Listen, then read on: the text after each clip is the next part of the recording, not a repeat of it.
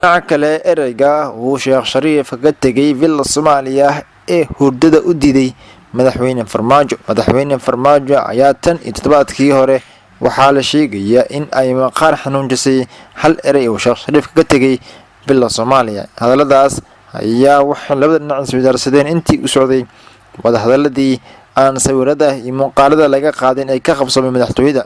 Shirkaas ayaa waxaa lagu lafaguray xaaladda guud ee waddanka, waxaana isla eegeen mas'uuliyiinta qodobo ay ka mid yihiin ammaanka, siyaasadda iyo weliba doorashooyinka soo aadan. Gabagabada shirkooda ayaa waxaa la sheegayaa in Sheekh Shariif uu Farmaajo u sheegay hadal uu aad ula fajacay. Farmaajo, dalka waxaa burburiyay adeerka Maxamed Siyaad Bare, adna wadadaas ha noogu celin, ayuu yidhi Sheekh Shariif.